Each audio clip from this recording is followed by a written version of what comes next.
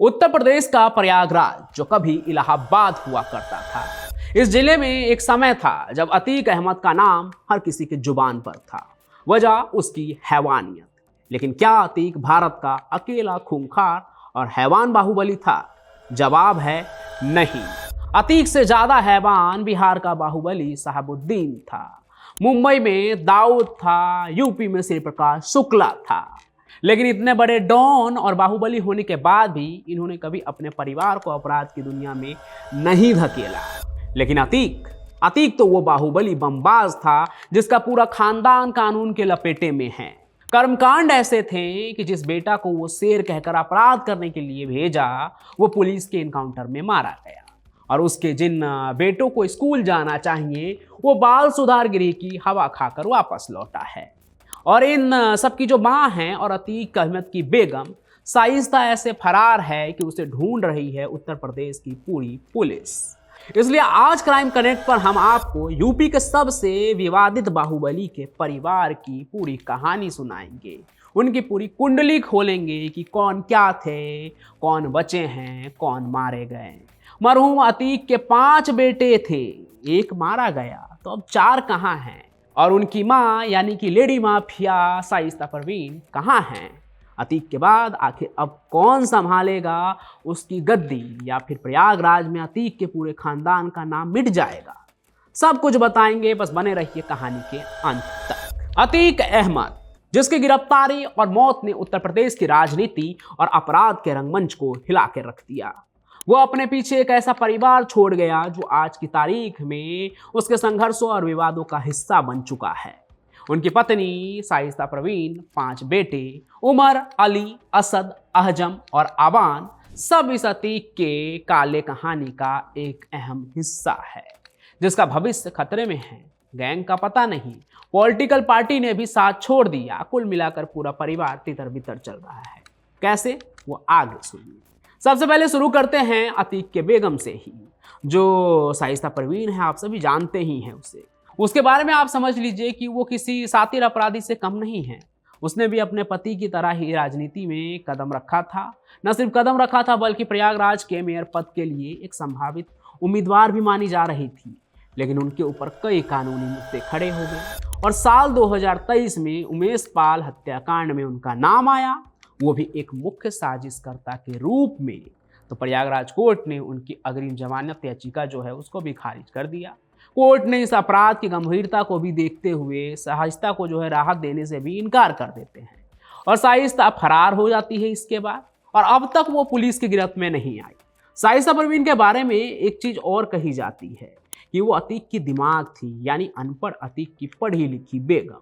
उसके पिता पुलिस में थे तो वो कानूनी दावपेच भी जानती थी। और एक ये भी वजह मानी जाती है कि वो आज की तारीख में भी पुलिस को छका रही है।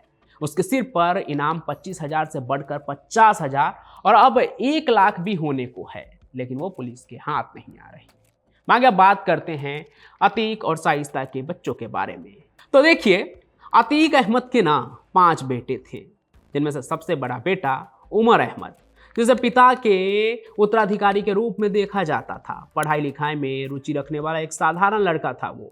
लेकिन साल 2018 में लखनऊ के एक बिल्डर के अपहरण और संपत्ति हड़पने के आरोप ने उसकी जिंदगी को बदल दी। ये पूरी कहानी क्या है मैंने चैनल पर सुनाई थी कि कैसे अतीक ने जायसवाल नाम के एक बिल्डर को ना किडनैप करके जेल के अंदर ही ले आया था और इन सब में उसका बेटा भी शामिल था। पूरी कहानी आप चैनल पर देख लीजिएगा। अभी यहाँ कहानी में आगे बढ़ते हैं कि ये सब जो आरोप लगते हैं उमर पे, इसके बाद वो फरार रहता है। लेकिन अगस्त 2022 में सीबीआई कोर्ट में खुद ही आत्मसमर्पण कर देता है। फिलहाल वो लखनऊ जेल में बंद है और मनी लॉन्ड्रिंग और अपहरण के केस का सामना कर रहा है। अतीक अहमद का दूसरा बेटा है अली अहमद। पिता के आपराधिक और राजनीतिक साम्राज्य का हिस्सा बनते हुए वो भी विवादों में फंस गया। 2021 में प्रयागराज में प्रॉपर्टी विवाद और मारपीट के मामले में उसका नाम सामने आया। 2023 में उस पर हत्या, धमकी और जमीन कब्जियाने के आरोप लगे, जिसके बाद उसे गिरफ्तार कर नैनी सेंट्रल जेल भेज दिया गया। अली, जिसे परिवार का शांत बेटा माना जाता था, अब वो भी अपने पिता के नक्शे कदम पर चलता नजर आ रहा है। अब इसके बाद आता है असद अहमद, अतीक अहमद का तीसरा बेटा, लेकिन सबसे चर्चित।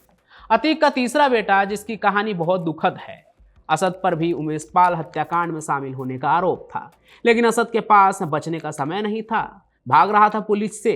साल 2023 में उत्तर प्रदेश पुलिस के साथ उसकी एक मुठभेड़ हुई जिसमें असद अहमद की मौत हो गई। ये एनकाउंटर अतीक अहमद की हत्या के कुछ दिन पहले ही हुई थी, जिसके बाद अतीक अहमद कोर्ट रूम में ही फूट फूट कर रोया था। असद के बारे में एक और बात कही जाती है कि उसकी मां नहीं चाहती थी कि असद उमेश पाल के हत्याकांड में शामिल हो या उसे किया जाए, लेकिन अतीक ने उसे यह कहकर शामिल किया कि वो उसका शेर बेटा है। अब अपराध की दुनिया में उसे घसीट तो लिया, लेकिन उसका अंजाम पुलिस की गोलियों से तय हुआ। यानी कि अतीक जो अब इस दुनिया से जा चुका है, उसके सिर्फ 4 बेटे हैं, जिसमें से बाकी 2 के बारे में आप आगे जानेंगे। वो अतीक के बाकी 2 छोटे बेटे हैं, आजम और आबान, जिनकी उम्र बहुत कम है, लेकिन वो भी अतीक के रास्ते पर ही चलते हुए नजर आते हैं। दोनों को कई अपराधों में शामिल पाया गया और अतीक के मौत के बाद दोनों को बाल सुधार गृह में भी भेज दिया गया, लेकिन पिछले साल अक्टूबर के महीने में वो वहां से रिहा हो गए।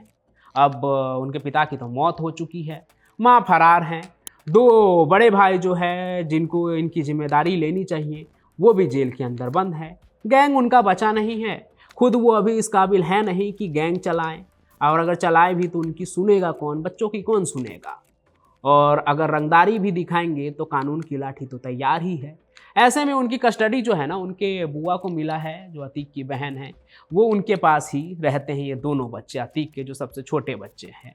हालांकि जब तक अतीक अहमद जिंदा था, भले वो जेल में क्यों न रहे, सब कुछ ठीक था, उसके परिवार के पास रसूख था, उसके नाम का आतंक था, लेकिन अतीक अहमद और उसकी बीबी शाइस्ता परवीन ने उमेश पाल हत्याकांड को अंजाम देकर एक तरह से कहें तो अपनी ही कब्र इन लोगों ने खोद ली, क्योंकि उससे पहले तक सब कुछ ठीक था, लेकिन इस हत्याकांड ने सब कुछ तबाह कर दिया।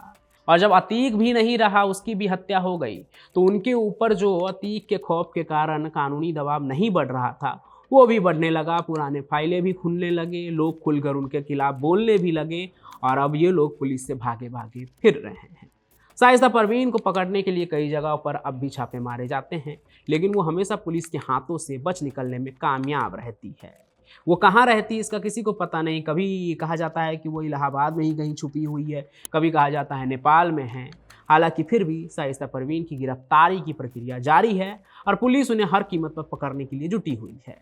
अतीक अहमद का परिवार अब एक ऐसे मोड़ पर खड़ा है जो अपनी खोई हुई ताकत और प्रभाव को चाहकर भी वापस हासिल नहीं कर सकता है, क्योंकि जब से योगी सरकार उत्तर प्रदेश में आई है, माफियाओं के लिए हवा पूरी तरह से बदल गई है। फिलहाल अगर सबकी निगाह कहीं है तो अतीक अहमद की बेगम की गिरफ्तारी पर, लेकिन ये देखना बाकी रहेगा कि वो पकड़ी जाती है या नहीं। हालांकि इन सभी चीज़ों पर आपका क्या सोचना है वो कमेंट जरूर करें, और इस कहानी को लाइक करें, ज़्यादा से ज़्यादा शेयर करें, हमारे चैनल को सब्सक्राइब भी जरूर कर लें।